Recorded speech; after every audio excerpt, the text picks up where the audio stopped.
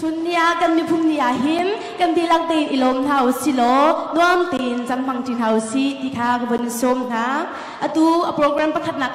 จานอาจารย์ตูดิงฮีเกมาบอยสินเฮมกสิไลตูจูกันมีพุ่นปีนี้จานกันทอกหนักทำทอกข้ากันจำเปียกตูดิงพาสตอร์สุนชายอุปัตนักเฮกันอินส้มกันสาเด็ดข้ากันจำอะไรลายมีพุนอากันดูอีนิดินกันนักเพื่อชวนเฮลามอากันช่วยดูกันอยากมีกันปะเทียนบอยป้านัดจงอากันลมอีน้ำลินกันทางทัดเก้า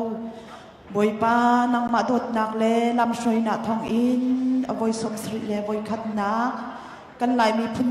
บอยป้าสงลอยแต่เลบอยป้านุ่มตักอินจันทันโคนาดิงจันทราจันสุงลอยนักขันสัลเปียกนิสงอากันลมอีตุบันตุกเตอินเดนมักมีลายมีหาทรงนี้บอยป้าให้ได้จันทรงบอยป้านักกันดดนักพิลโลนักซาเลกันลายมีพุนกันสินาบอยป้าพิลโลนักซาบอยป้าตุบันตุกเตอิจันอันหังเป็งมีฟนุฟปากันสิโคนาดิงซาทรงฮีกามพเนียพันมีนดดมีนฟาเลกันนักบอยป้านังมันนีนักกันอุปิโกเตียนนัสินาทากันจำบอยป้านี่หินจันกันพันลายดิ่งมีเวียลแต่บอยป้านุกุเทียงกันชันบอยป้าจันยังไงตูสินหาเสหิกามหุนารามีฟนุฟปานักันโดดมีปุ่มปากันนุนนักเทียงทราวทนนักอินนังมันนีลำนักันช่วยเขาเตียจูเวียลแต่จุทีนาเตตูจิสุมินประคัดลงเบาชันินสินาลมนาเฮค่ะกันจำกันดีกันอยากมีกันปะเทียนชมทอกข้ากันจำเปียกตูพาสตอร์สุงไทยจงลงลมนักตัมปีกันไงตูนี้อวัยสมสรีเล่วัยขัดนักมีพุนปีนี้ฮีนห้องคานิโกเลสีเจรองอาดาตูนี้หินอันตัวติคานั่นครัวอาหารตุกเจอเมนไลกันสิลิงเน่แปลกเราจะตูเห็นกับเป็นตัวนักจะซีลายเลยจุนนห้องคานิโกดีบักอันตัวลายเลยจะสูงลอยเตเล่นมเตินจาดันหังจินหาติคาเป็นชิมก็ดูตูจูลายมีพุนสิมีปอกนี่จุนรำลาอันไงจูเวบันตุกอินกันนี่ไล่นี่จงนี่รำลากันไงเวจูกันรำลาจูกันรำลาสักจานสลายอาการช่วยตัวติงผู้มังคำเลียนอุปัตนักเฮกันนินส้มขาดที่จุนกันจะพิจารณาสิโลสักเขาบินีกันอะไรกุดขากันสกิลในจากกันสิ่งอะไรจานอะไรครับสิ่งอะไรอันนี้ดังไล่จังที่ว่าอัตมฟังปลาจัง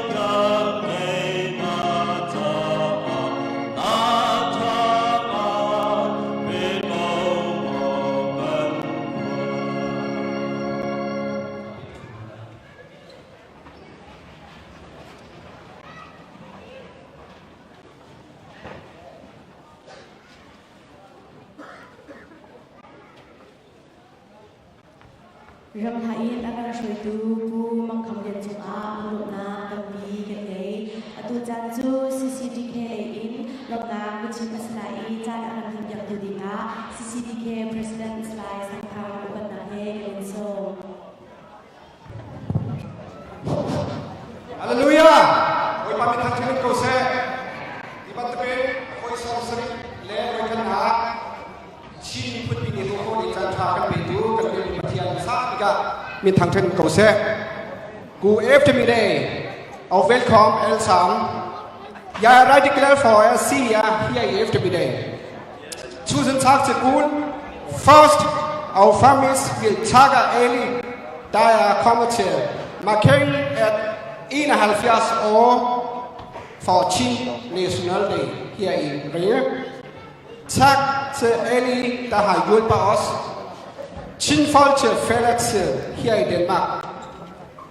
Tusind tak til den danske regering, Dansk Flygtningehjælp, frivillige grupperne til alle jer på sprogskole, kommunens selvspillere, kontaktfamilier og alle vores danske venner. På vegne af Chin-community i Danmark vil jeg også takke til Hans Henrylund, daglig lærer og passer ansvarlig for kirkernes integrationstjenester. Vi takker dig for alt, du har gjort for Chin-folk i Danmark. Gud vil sætte jer. Tusind tak skal I have.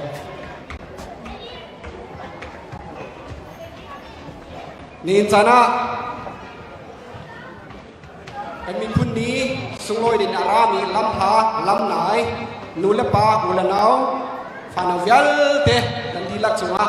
ikamu ni lulom ten kan ni don na ikamu ni nan kut kan lai na nan dilak sunga kan ni lom tok sin chan chun hi ni hin kan tua mi sian di tam tin nak nga khacham na kan bom tu zoom tu nu le pa na di lak chung zonga lung lom nak chin chok lo kan nei chun alhin tuan fo kan lak yak tu sian di toral tu kom tu pa se se abigin rei kan thek yak tu fun reason nu le pa nu klak tlang bal na di lak chunga kan ni lom tok chin chan chunมีคนลงตุดินรัฐกันฟิลมินหาฟุ้นริจันโนเลปานันดูดีลักษณะจังหวะอันนี้ลมตักจนจันทร์ไลทูจันทร์พันตุนันดีลักษณะจังหวะลงลมหนักเบียกันชิมจนฟรีเตนักกันบอมเป็นทูชินเมีเดียเพย์จังหวะกันนี้ลมตกชินชั้นจนคอนเสิร์ตเลยตัวโฟกันลักเบียตูไทยซิเซ่ลากันซับเบียตูซิเซ่จนมิวสิกกันตุ้งเปียกตูนันดีลักษณะกันนี่ลองนี้วาวปีทางน้อยมิวสิกคนเวลาดูจุดนอกกันนี่ลองตุ้งขึ้นชันดินท้ายการมันมันชิมกันดูจนลำพุ่นกันลำเปียกตูรีเซนกิบนันดีลักษณะกันนี่ลองตุ้งขึ้นชันจนไล่เทียนมุสันหลักเนี่ยจนโอกันหลักเปียกตูกันหนวกหนาลังบัลหานันดีลักษณะกันนี่ลองตุ้งขึ้นชันจนสกิลเทียกันพุ่นเปียกตูกันปาลีจังหวะกันนี่ล้มจนไปเจ้าโดติงกันที่โคนนะคะจนเรากันหลักเปียกตูกลางกลาดไปกลางกลาดตูและสกิลตีนันดีหลักจังหวะกันนี่ล้มตกชิ้นชั้นจนเอเลดีนี่รอลคอยนี่เอสไลชุนะนายประคัตเลยเชียวของโปรแกรมประคัตดีอาการชุนโจมไลชุนซันเลยอาการนายประคองมาประสิทธิ์ของว่าไว้ขดุมทันไลขบเยันเด็กค่ะนี่ลีนี่บักกันอะไรกันที่เปียกตูปูโรลินาปูซุยกุ้งปุงชะจุงปุงทันคลิงปูเจ้าเซฟเราเรียนหานี่ค่ะเต็นประเทศตะวันเราละกันชุมเปียกมีจุงว่าลุงลงนักดำเพียงไหนจนนี่หินเส้นนี้ตัวนักลักคลิงเรานักตั้มปีอมไหลฮิเวียนเตะเฮมาขัดไปมาขัดว่าเทียมนักเทียมนักเฮง่ายเทียมมาสิที่มีค่ะที่กามุนินจังฟ้านอลกันดูหานี่กันตัวสามีเวลเตะเฮมีนุ่งสุนปันนักจ่าเสลนปัจเจนสุนปันนักจ่าตัวสิรำกงเซนันดีลักจังหวะมวยปาที่ชัวอัฐัน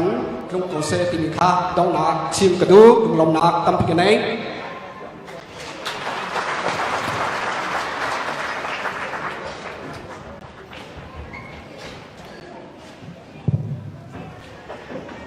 ข ลุงลมนักเปียกันชิมเปียกดู CCDK President สไลด์สังทางจงอาลุงลมนักตั้มปีกันไงตูจูลามผู้สักนักจาเราดึงสไลด์กันมีพุนที่มีพุนกว่ากันจุนหาจงอาจุนมาดูเลอินกันอุณาวนี้ลำนักอันผู้สักนักจานสไลด์ตูอันลำดิ้งมีฮีเอาไว้ดังอาจุนกันไล่มีพุนไล่ลำไล่ลำเดาขี้พุ่นดังเดาขาขัดเดามีเดาขี้กันฝุ่นมุนหาสนาเต็นอตูตันนาหินจุนพุ่นดังตีนกันหูบ้านเรามีบุญสลายจากขันรักยังไงก็อุติค่ะกับวันนี้ส้มนะอตูจูลำหนากันหูสักตูดิ่งอินมาตูเฟนิงค่ะที่จุงเอาพุ่มพาราดิ่งอินกับวันนี้ส้มนะ Kære gæster, jeg vil gerne præsentere Modul Folkedragt for alle her på 10. National Day. Disse dragter er med til at repræsentere Modul kultur, og nogle føler, at deres folkedragt er mere kostbar end guld og diamanter.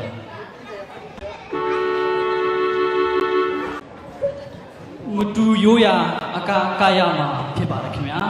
Jano Panamaso Modul Yoya Gago Temalu Anime Pyochima Kimya Hugdu Lam er en traditionel Modul-dans. Denne traditionelle dans vil fortælle og minde os alle moduler om hvordan vores forfædre engang forsørgede familien og landsbyen.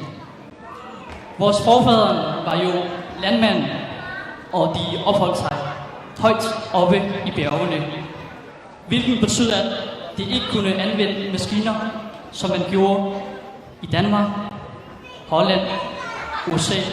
osv. Dansen bliver danset den dag i dag ved særlige lejligheder, f.eks. til Myanmar Union-dag og til Nationaldag. Om lidt vil I opleve og se modul traditionel dans. Der er 5 faser i alt i denne moduldans. Fase 1. På vej til marken. Mændene bærer våben, og kvinderne, som går bag manden, bærer frø og mad i kurven. Fase 2. De gør sig klar til at dyrke jorden ved at fælde træerne i et bestemt område og brænde dem af. Fase 3. Når området er færdiggjort, begynder de at så f.eks. majs, agurker og ris. Fase 4. Efter flere ugers forløb er høsten klar. Efter at risen er høstet, bruger de deres fødder til at trampe korn fra aksene. De bærer afgrøde hjem. Fase 5. Hjemme bruger de den store morter til at adskille skallene fra kernerne. Risen er nu klar til brug. Tusind tak for jeres opmærksomhed. Nyd denne modul traditionel dans. Guld med siner Chinland, guld med siner os alle sammen.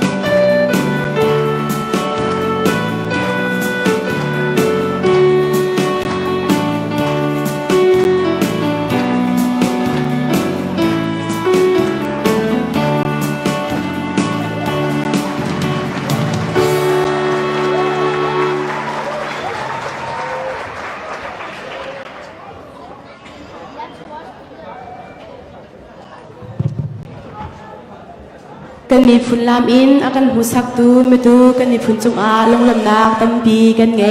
อาตุอีอากันลำเปียกมีขากันลายนุ่นพงอำหูสักตักมีลำตะคัดสี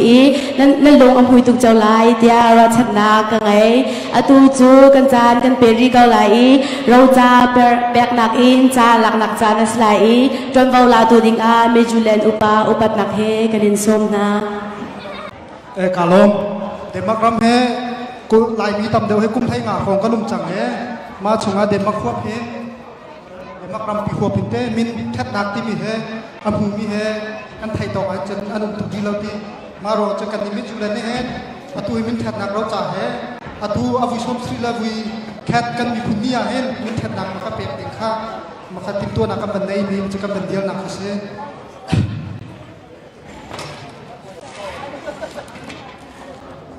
apakah nak ada makan kompeten dengan cinta lain di flash os bomis chinfol sama wer i Danmark for cirka 15 år men nu i kunde nu har vi også en Danmark under 19 boxingmester nu skal vi derfor nu skal vi give æreprisen Simon Siang-Noltjev mano til tu Simon Siang-Noltjev ka boxing Mr. Sinangin ke min chat na kha pek dikhen rakra dikhen kam bana somta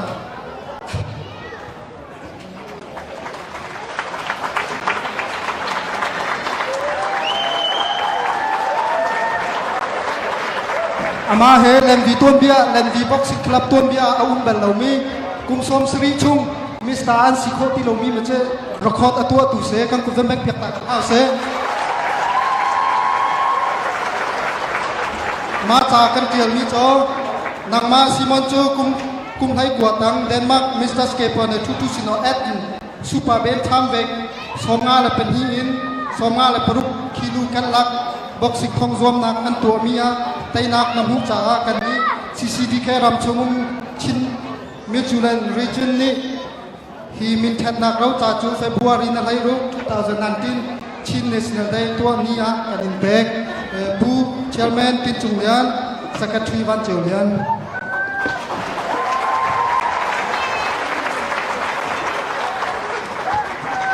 ลายมีพุนชงอินดันมักรับมาให้บรรทุกอินมินชัดนากันเจ้าเปียกตูนั่นจงอาลงลำนักตั้มปีกันไงให้บรรทุกกันมีพุนชงอินบรรทุกกันนมเวจงฮีกันประเทียนชัดโซอาซีติคาบันชิมตากระดูอตูจูเบโตยชิมนักอินแฮนดิลุนกันบนเอาหนักจานสลายอันนี้แฮนดิลุนฮีลายมีพุนอากันบ่มจงซาลตุยลายมีพุนอากันเดียร์กำจงซาลตูอติอาซีติคาบันชิมกระดูนูเวียกันในอินวิเชอร์แฮนดิลุนเชนฮอลลินเชนLet's go. Jeg har glædet mig til at være sammen med jer i dag. Det er en meget stor dag, og Salai har sagt, at jeg skal holde tale uden tolk. For første gang til alle Chin, I har ikke tolk, I står talen på dansk. Og det synes jeg er flot, fordi det er et tegn på, at I alle sammen bliver bedre hver dag til at tale dansk og blive integreret i det danske samfund. Og derfor jeg har sagt, eller Salai siger, at jeg skal tale langsomt. Så jeg sagde okay, men tale bliver så dobbelt så lang i år. Det var fint, I forstod.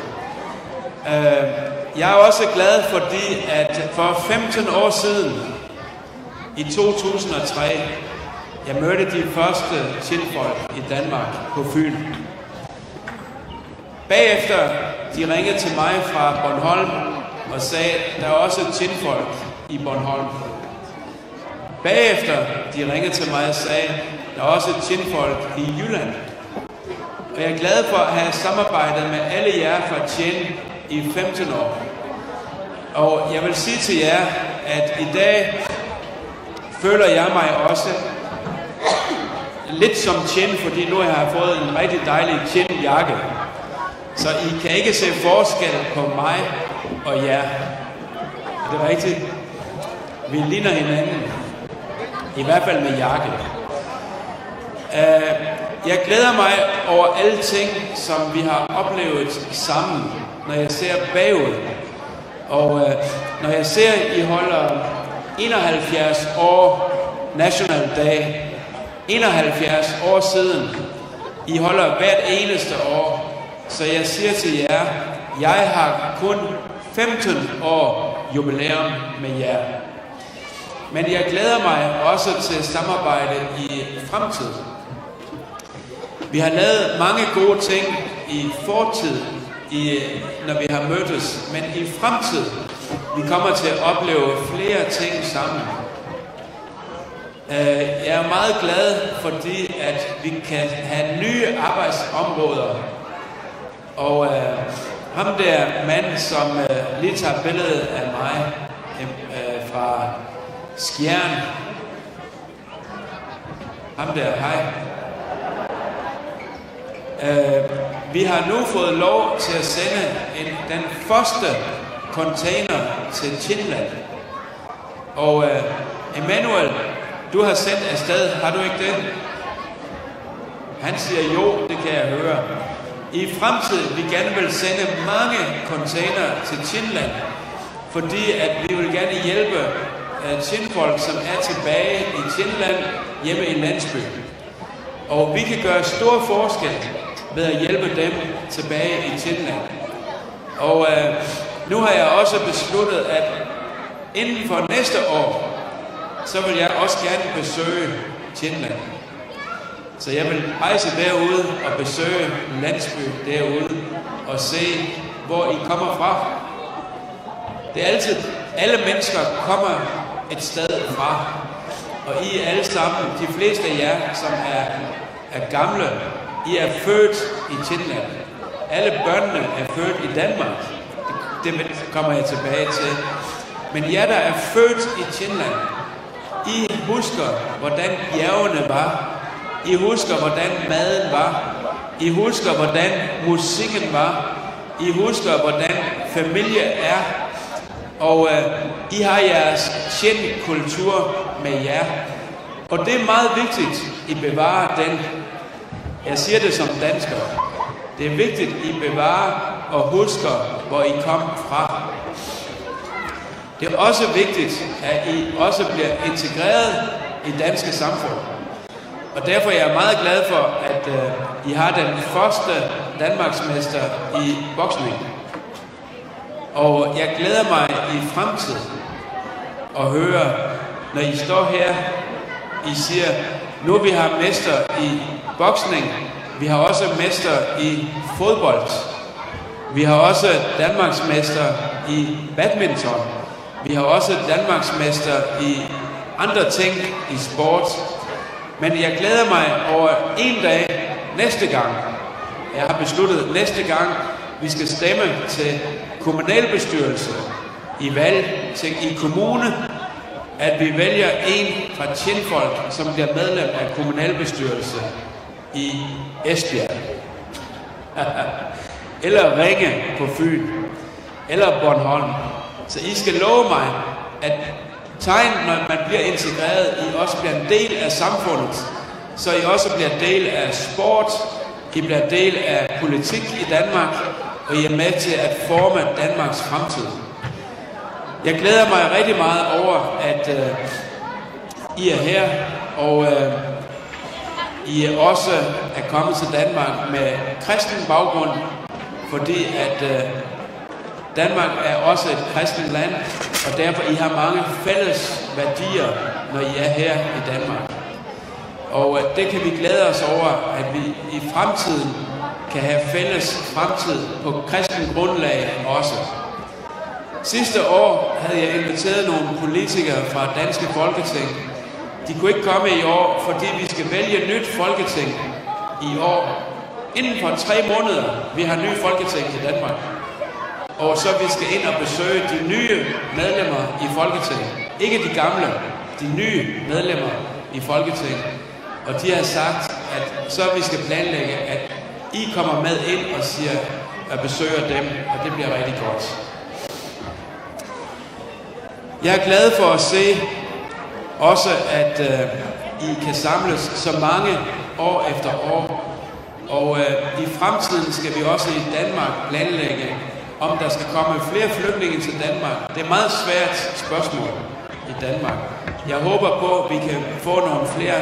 flygtninge fra Thailand, fordi jeg ved, at der stadigvæk er mange mennesker, som bor i Malaysia.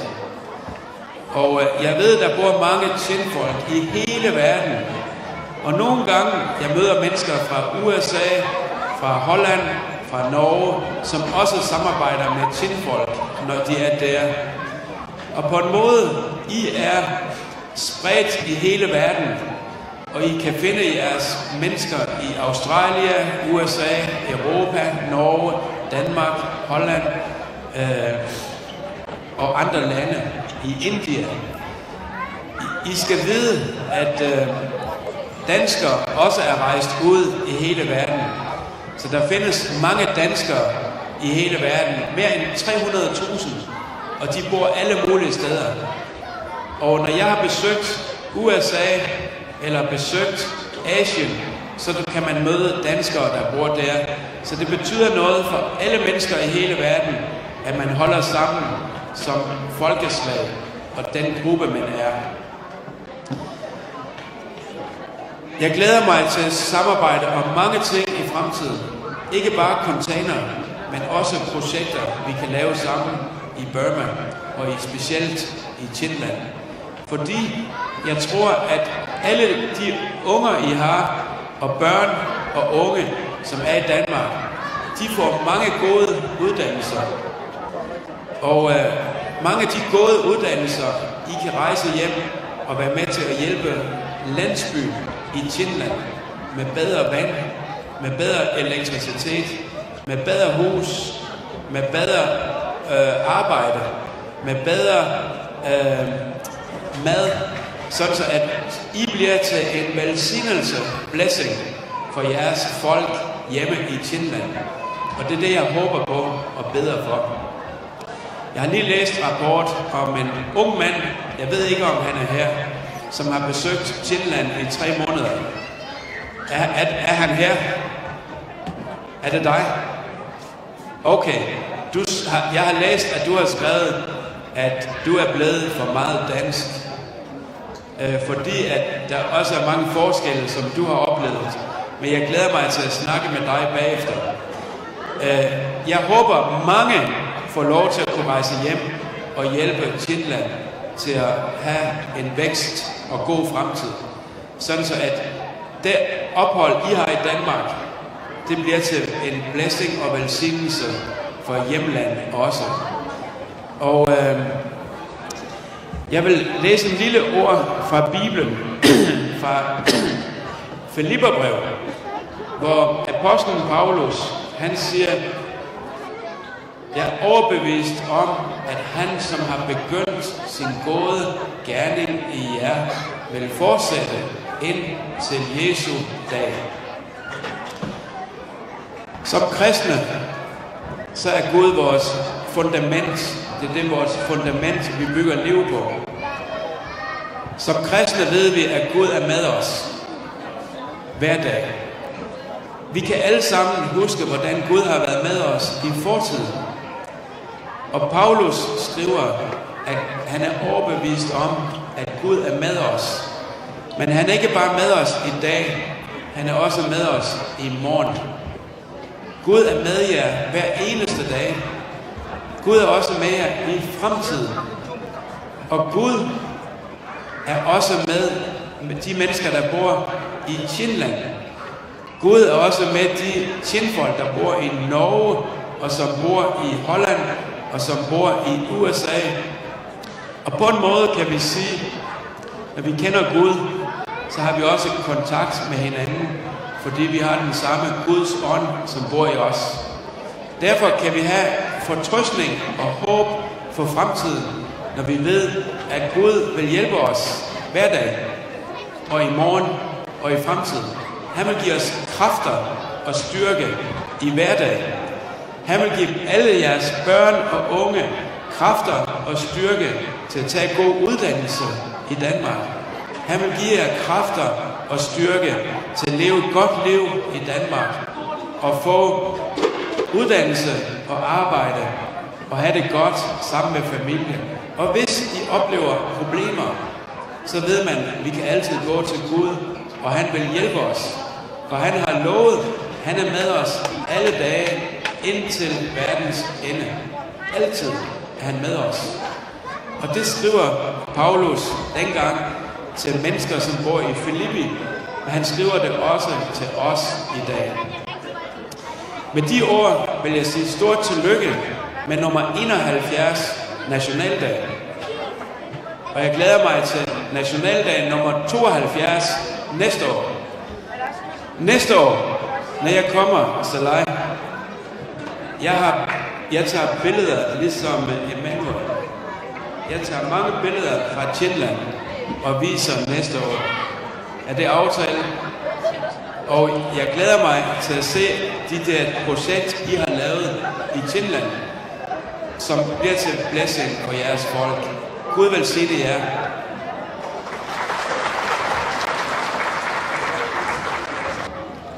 Bedoy chimnak in chana kan hun piak tu Henrik Lut chunga longlam nak tampi gen nge we begin si thak kan lom tu shan atu chu lam nak hu sak nak cha na bon si than dari lai su yulen sin slide kamana chan bang dik in kanen som na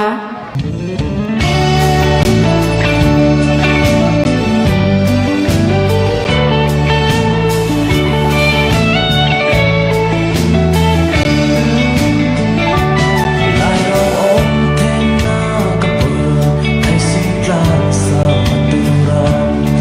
kênh Ghiền Mì Gõ để không bỏ lỡ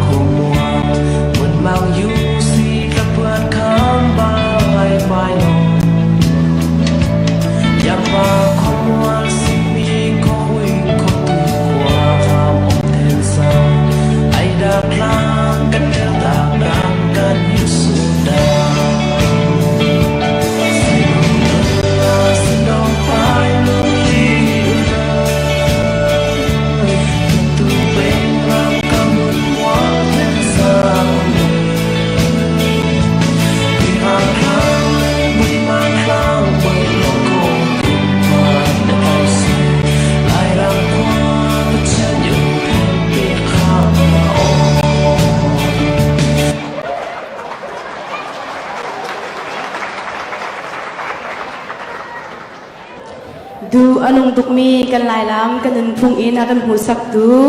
สุยุเลนันจงอาลงลำนาตัมปีกันไงอตูจูรำจ้านุนลักอเปมีจ้ารำจ้านุนลักอเลียมีอุปัตแบกนักจันพันนักจานบุญชลายผู้ทันคำสั่งอุปัตนักเฮกันนิสมตุชุนีจันนาเป็นตุเป็นCCTK บาเบียตีนั่นแหละที่กระทรวงตุชุนจันนาจันนาคนในปีไทยจันช่วยดูจันเทียดูบาเบียตีหานึ่งจงอาเป็นคนนักตั้งที่กันไหนที่ข้าชิงกันดูชิงมีคุณเจอประเทศนี้พอมันช่วยมีคุณทิ้งอากัศรีรำจงมุ่งหาทาเดียกับเด็กปีน่าพอจงทำทิ้งเตนักชัดยีจุนกัวสามีคุณทิ้งกันสีและมีคุณทิ้งมีคุณพัดกันสีกันดีแต่ก็กันหอยรำดังมีคุณดังตานี่อันไหนมีเรื่องที่ชมเย็นกันนี้มีสองนี้ในเวมีทันตาสองกันหอยมีคุณทัศนามีคุณสิ่งกันสีก็เดียจุดทันตาสองเชื่อท่าดีในนี้กันสีจ้าและสามที่ดีที่ต่างหากสละและจุดกันทันตาเชื่อในนักการจุมาเดียวนี้เห็นเป็นบัตรเก้าที่นาคากันสามปีกันพนันในคุณเชื่อเอาเช่เป็นที่นาคารำเล่นคุณจ้าลุ่นนักอภิมีเวียตีหาท่านเดียวรำโบยหานี่อันดับอุมีรำนี่เลยจ้าห้าชนิดที่แท้จุดชนชั้นโน้นี่รับเคมีรำเรียนที่แท้นี่เห็นนี้ก็มีลูกถูกต้องกันที่ชาวบ้านมีเยี่ยมมีหาเชียงแนบเชียงเมียนหาพาเวียดีชนิดรำเรียนมีคุณจ้าลุ่นนักรับเรียนมีหากระปีกันที่ไทยที่แท้กันมีกระดาวไทยที่แท้อุปมากับเด็กทลายนี้กษัตริย์ที่เด่นทุกคนวันแรกติดท้าการประกาศเชิญทลายเชิญเชิญมีประทัดได้ที่ต้องทลายเชิญจากเชิญทลาย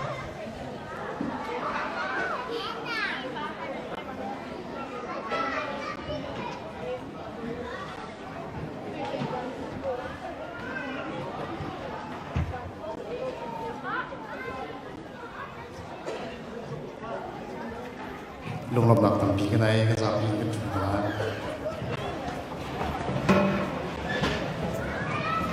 กันรำเล่กันมีพุนจ้าอนุนักเลียมมีชนะเสกันรำเล่กันมีพุนดวงนักลงทิมอินรำจ้าเรียนจนมีเวลเดที่การมุนอินอุปัตนากันเป็นแปลกนาที่ขาวันชิมกระดูอตูจูสักนักจานกันวันไงนักจานอสิลาอีดันมักรำชงอินสักเทียมประคัดกันไงเดมีปีเอลีวันเราซุงที่การมุนาจันพังดิ่งอินอุปัตนาเฮกันนินทรง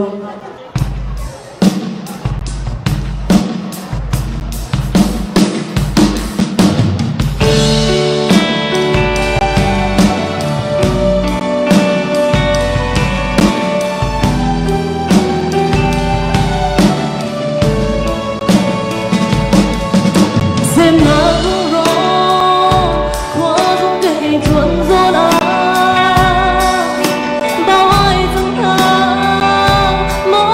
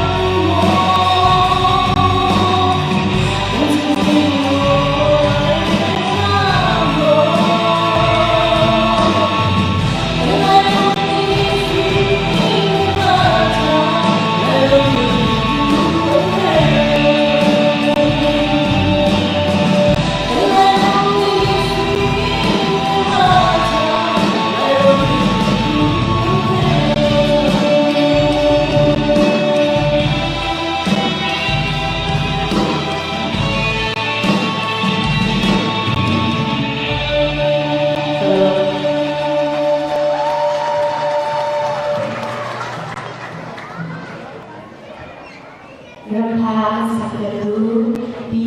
eri varo som jwa lum na kami ne tu chu ka jan de be ko lai dai tu ne ya ma du sa tu li ba le chu le bo cha li ni ke so na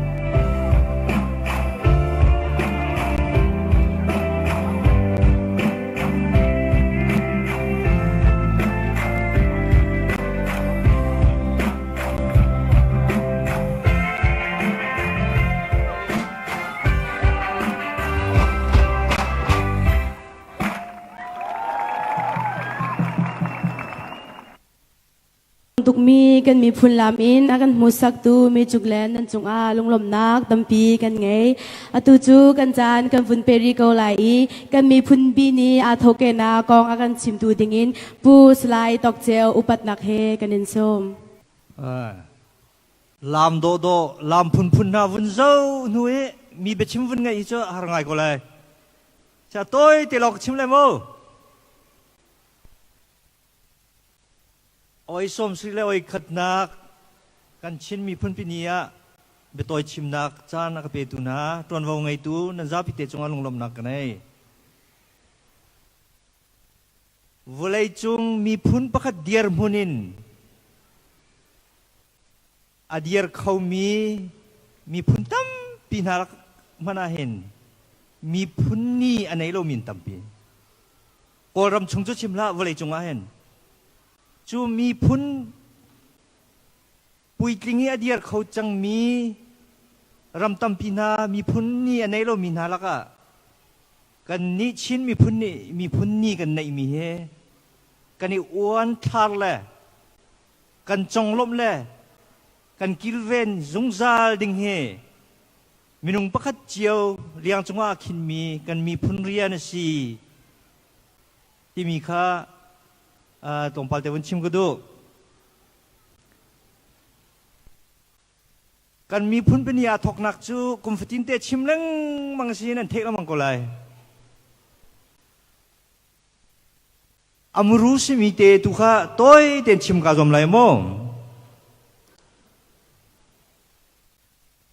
พงคัดจักว่าสมลีกุมเรียดเฟบรุรีนิเลเรียดินนิโคเลนินฮิตยังฟลามคอนเฟรนปีย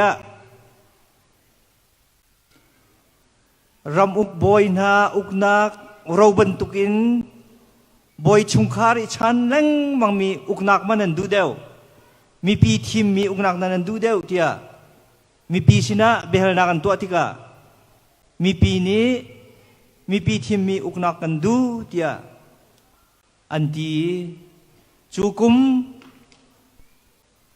เฟบรุรีนิคุลนิค่ะกันชินมีพุนปีนี้เดียนิหินนิดยังส่งลอยตะตักกันมันนักเส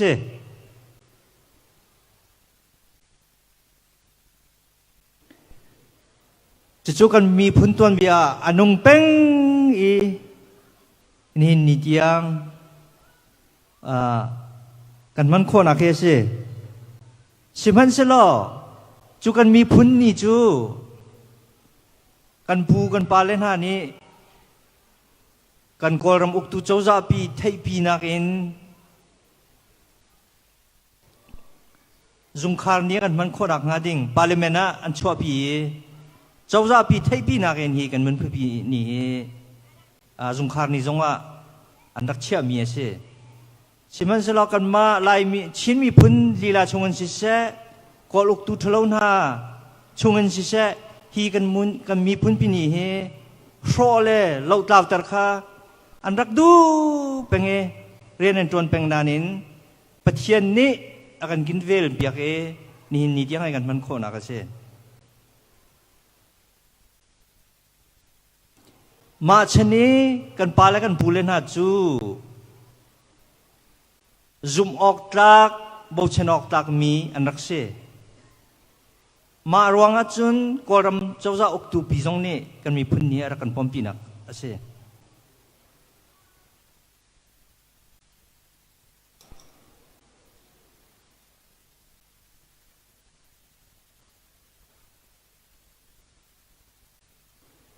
กันมีพื้นนี้สิจ้ากันมีพื้นกองล้อมปาลเต็นอิรัวตัวหนาวเสกันมีพุนนี่ลีลามันนี่กันรำชุงะจะลองเต้นรักตัวโคสิโลเอโรนดูเป็นไงเชียนเอเปล่ก็รำเจ้าจะปีได้นักเบียจะบวยชุงะกันรัวไลอันตีนูลองะมินทุนตามในนูลองะอัธรินกันมีพุนนี่กันรำชุงะกันมันโค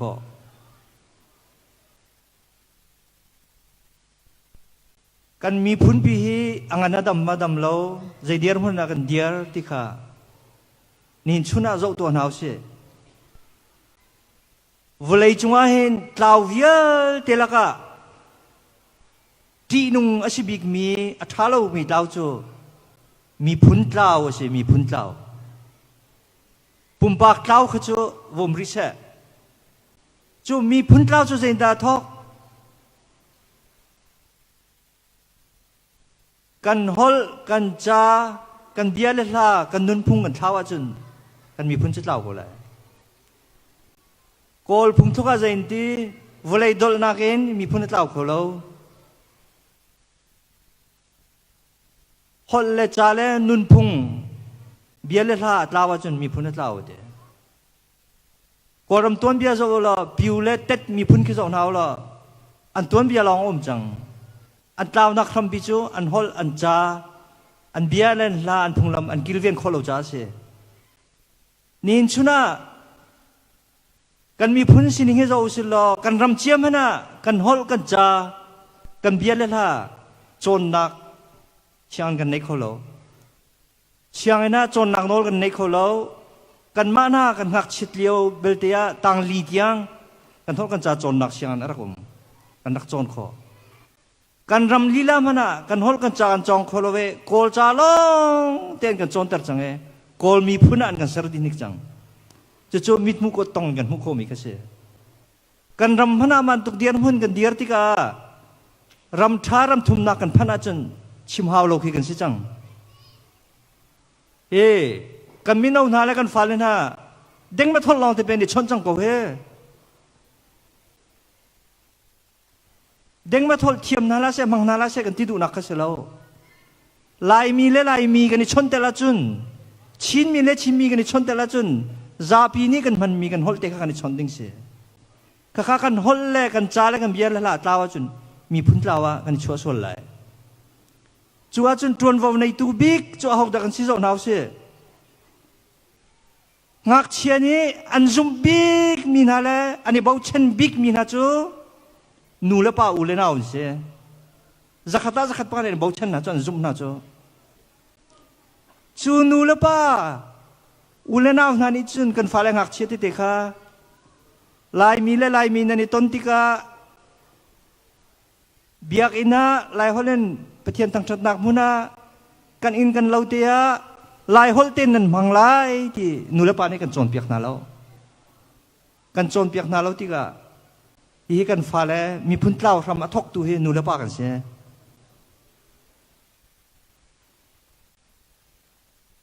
ข้าเจ้ารินเฮามีนากันฟ้าแลนี่อันนาวเลยที่เด็กที่เด้งมาทนลินตกันชนรินฮะจ้อันมาเล่นมาขี้เจ้าอันนี้ตอนนักพุน่ะเด้งมาทนล้อแต่นี่ชนเฮมีนาอุปอลชาเต็นดังไงวะกันมีพุนเต้านักเรียนจวนนักท้องบิ๊กมีนี่สินั่นเทโลกันละกะอาปทุมนักเจ้าริวสิซันเดย์สคูลเสียมาปอลเจ้าบัพติจูเนียนะริจิตาตัวมีปอบจูอิตินมีประกาศนักปะเทียนรำเก่านักจ้าปัญหีนักกันฮอลกันจ้ากันเบียร์ลากันพุงลำกันกิลเวนไลที่มีเด็กเข้ามาไหลค่ะลายมีลองเตกันในต้นนักลายมีลองเตปะเทียนกันนักทางถัดนักมันนี่ลายฮอลเตกันมันโลกันฟ้ากันจมเปียกนาแล้วจุดจินดากันมีพุ่นจุกันกิลเวนโคลายกันมีพุ่นนี้อันนุนโคตรงสาวนักงาดิงทรงละกันฮอลกันจ้ากันพุงลำเด็กค่ะกันกิลเวนทริมหาวกันมีพุนนิจูกันสุนสักกันกิลเวเนสุงลอยเต็นกันพันจุงจัลค่ะเฮรามิซีอาโดตุกมีกันลายทวมพุนลิงเล่นุนพุงอพุนพุนลายล้ำอพุนพุนินอาจงซาลินกันพันแรกกันกิลเวนดิ้งดิค่ะเสอาสุงลอยมีกันมีพุนเนียโดดนักอินชุนนีลาตินาวเซตั้มปีกาลม กัน กันชินมีพุนนี้โทเกนากองลำอากันชิมดูสไลด์ตอกเจียวจงอาลงลมนักตัมปีกันไงนห้องคาในกุลลายมีพุนนี้ลายมีพุนนี้จูลายมีพุนกันจ้านิสโซนีอดักซิมเล่ากันมีพุนจ้าอาไปปีตุกมีเลสุลัมอังไอตุกมีนี้อสเวบันตุกอินกันมีพุนกันดนเบียเลกันสินิงอัธารินอากันไทเตอร์ตูอสีติคาวันชิมกระดูชินมีพุนนี้จูกันสุนลอยตาลายโรบุยตาเลเลียนกันตาดูดิ่งอาปุ่มปักเจียวประคัดเจียวดวนวกันไงเวติคาวันชิมกระดูอดูจูท้องถนักเวลท้องถนักลมปัดเด็กวันไงตาไหลเวลอินแรงอาคันฟอร์ดมอเตอร์ซีJV ส่งอะไรปังอาจาเลสมกว่าอะไรประคัดอามาคาสังฟานักตีนนักกันอะไรตัวนี้นักกันเชิดอยากตาอูติคาวันชิมดูอดูจูกันจานกันวุนเปะชมาลายกันมีพุนนี้กันสุนสักดุกมีเล่กันมีพุนนี้กันยังไงมีพุนคาดกันสินักอลังเตอร์ตูมีกันลายที่ท่วมหูสักนักจานวุนสิลายCCADK เมนเอาโปจนเวลาเด้งอินกันนินส้มท่า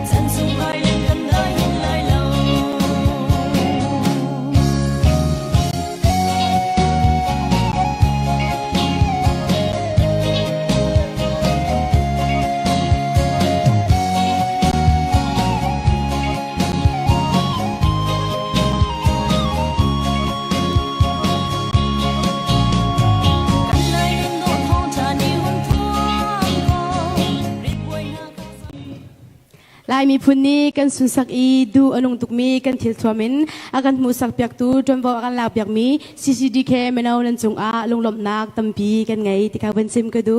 atu chu mi phun cha a thlacham nak cha na bun silai i Reverend Emmanuel Jinza upat nak he kan in som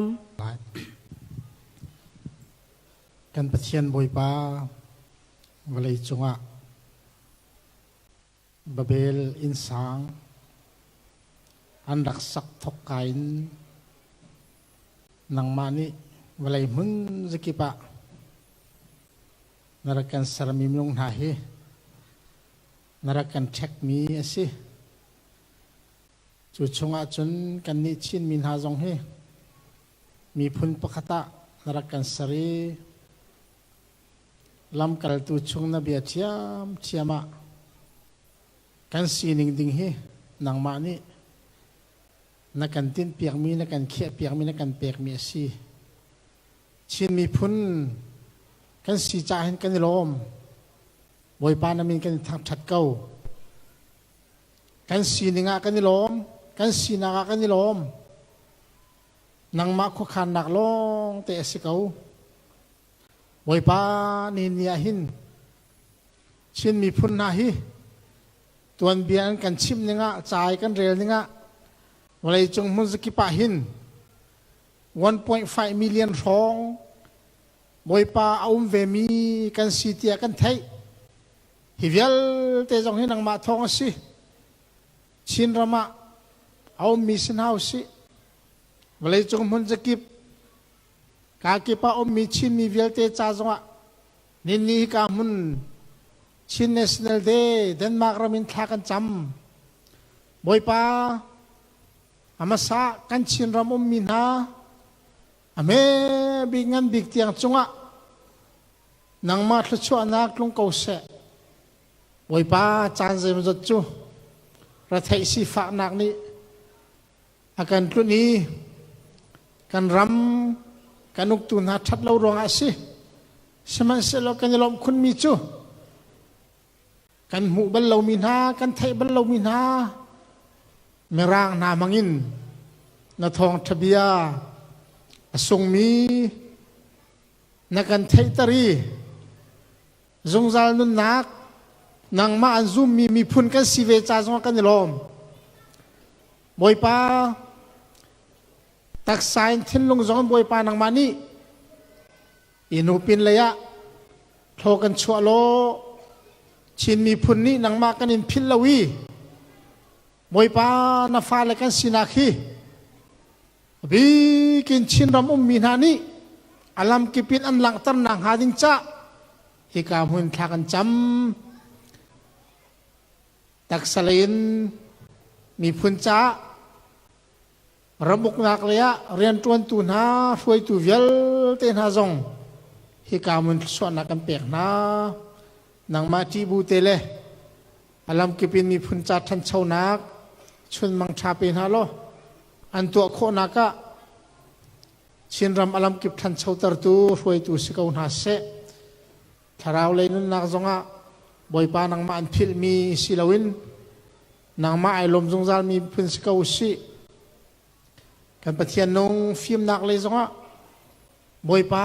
hoi mi phun alau mi phun se ve chang kau si boi pa chulong silawin ram leng mi mun kip ka kip mi chin min ha cha zonga thakan cham boi pa kan sining ai lo chiao lo abikin Malaysia le boi pa Delhi te na le Thailand ram te na mi hi boi pa to jing chana hi ka mun kan thai na ra thai long ra thai le zai ban tuk da kan chan lai ti dir hun mian si ka pathian nong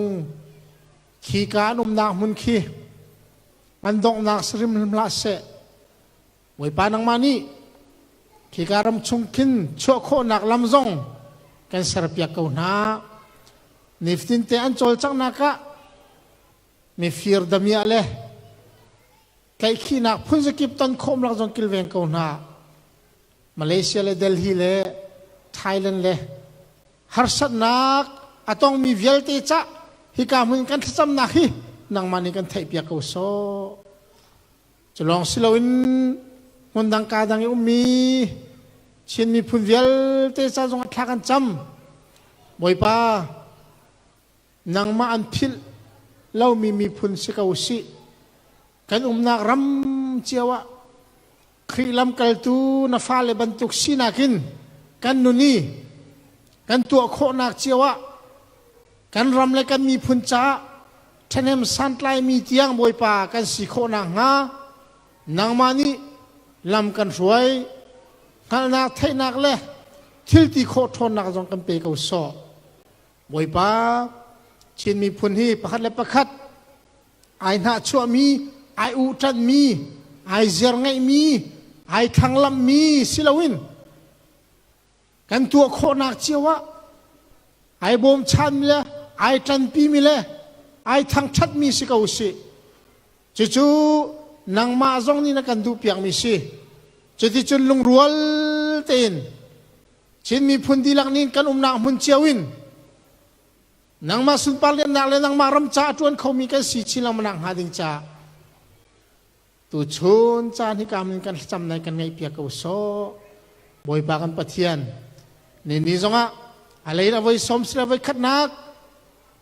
ชินเนสเนลเดกันนี่เดนมาร์กมีนาจงนี้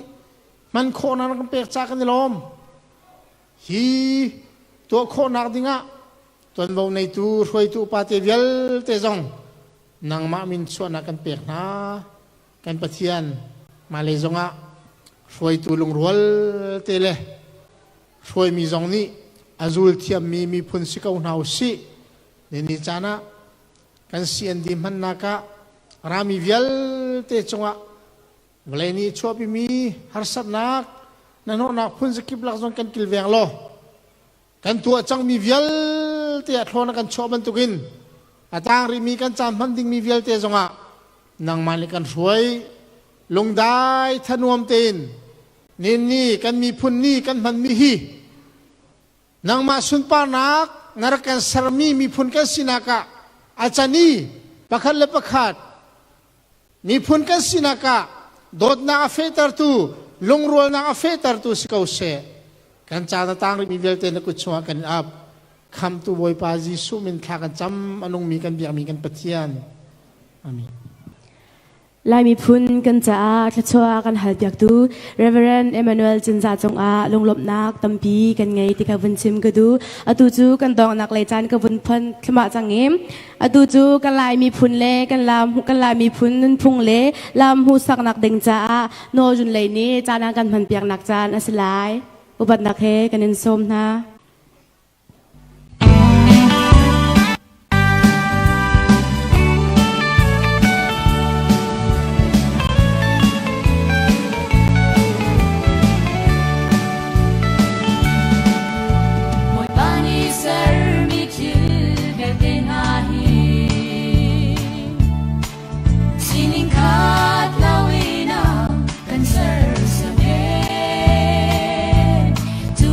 See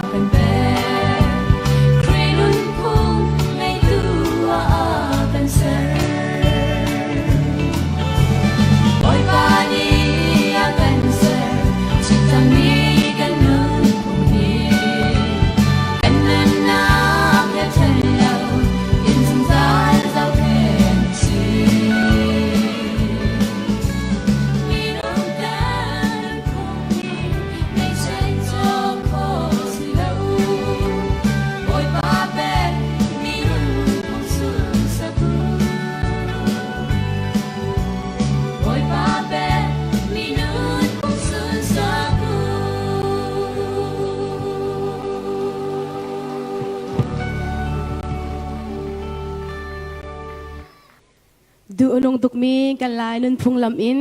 จานากันพันเปียกตูนอจุลเลนันจุงอาลงลำนักตั้มปีกันไง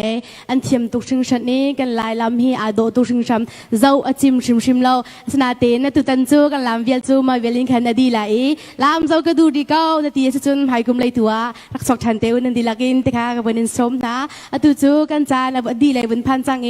อตุโรไอนักจานข้าตุมาดีอินวันสไลจ้ากันจังฟ้านักเตนโรไอนักขันมากาเลกับข้ามากาเลกับนักกันถกเปียกอุลมมาคากันส้มท่าช่างตีนสลายโมมาดีนจุนไว้เราประคัดคัดเฮอร์ปิงปังส่วนลีคนเด่นหนักนะประคัดคัดส่วนลีบ่มหาวนะสิส่วนสิขันจุนอังกฤษนาชุกมี security กันไงท่าอีอังกฤษนาชุกมีขี้มากาเลยกันชักอยากกินมาคาอังกฤษนาชุกมีปะปะค่ะมาคาบ่มนันทคนท่าแต่ค่ะวินชิมก็ดูอัตุนี้เอาไว้ส้มสรีเลไว้ขัดหนักกันมีพื้นปีนี้ลงลมถนอมเตอินรักผักมีรักพานมีรักมังมีรักสุนเลยมีนูละเปาลนาวเวลเตนฮะนันจงอาลงลมนักตั้มปีกันไงติคาวินชิมกระดูจุนจานักันมันเปียกบีนันจงอาลงลมนักตั้มปีกันไงอุปัตนากันนันเปียกนาติคาวินชิมกระดูอตูจูโปรแกรมเป็นหินักเลยะวินกัลติไลโปรแกรมประคัดนากันตองนักวินซิจังจ้าชุนโจจ้าชากันจำเปียกดูดิงาคันพาสเตอร์ตัวไทยกายอุปัตนักเฮกันนันสมชาจำนาซิวอากันโดดูกันนี่กันเบียกมีกันปะเทียนบอยปานาสินกันอารมณ์นั้นมีกันนินทางชัดเก้าตูนี้จานทาจานสุงลอยนักกันสารเปียกอีบอยปาจานชึงสงะบอยปานักมันดีดำนักลมนักเฮลำนักกันช่วยจ้านัสินักกันอารมณ์ตุกชิงชันจะลองสริเลาอินบอยปากันนี่ลายมินหาซองบอยปาลายมีสีนักนักกันเปียกอีบอยปามีพุนลายมีพุนสีนักบอยปากกับปะเทียนนักกันเปียกมีจังหวะบอยปานาสิงกันนลมีนามิกันนินทางทัดเก้าจูนีนหาจงจูบอยปาในหิมบันตุกะฮิติหินสุนลอยนีเล่บอยปามันทันนีจงนักกันเปียกชันจ่าบอยปานาสิงกันนลมจะลองสิริเล่าตูนีจันจงะบอยปากันมีพุนกันนุนเสียอลังตรตูกันนุนพงอลังตรตูลามทะเลบอยปาทิลปวนโชลหนไทม์บอยปากกับเทียมเปียนักจันทาหาจงนักกันเปียกอีจูเวลเตจงจูบอยปาจูอาจารย์ขัดนักจงจูกันดีตรจังบอยปานังมาปีนักทองอสีอาตังมีกันจำเดียร์เตจงบอยปานังมานี่กันปีริเก้าบอยปาอตุจันจงอากันนี่กันตักษานีอาหารมีตีเลโรลโดดนักตีเลโรลจงกันทรมทันไหลบอยปากำพันนักสงบอยปานักมันอิทัวกันชัวโล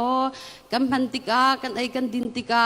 กำปุ่มซากันดำนักกันทนนักอสิปินานันโหนักเปตูสิลาวินบอยปาชัดนักระยะเปตูตีละโรลอสิคนนักหาบอยปานักมันอิทัวกันชัวเปียกโลฮีกันไอกันดินมีชงจงอินหินประคัดละประคัดอีโดดอีเรมนักอชัวตรชินจูตีละโรรักสีตรเก้ามาคาดีจงอินบอยปากกับเทียนอาจารย์หินักกันกลนักจงะบอยปานังมานี่นได้นักเลนลบนักเฮลำรักันช่วยทำเก้าเตีย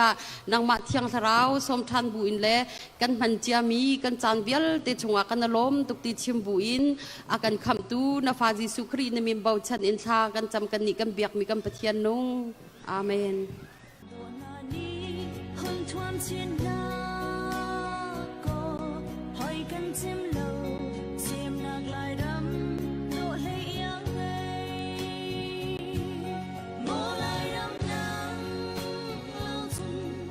để không bỏ lỡ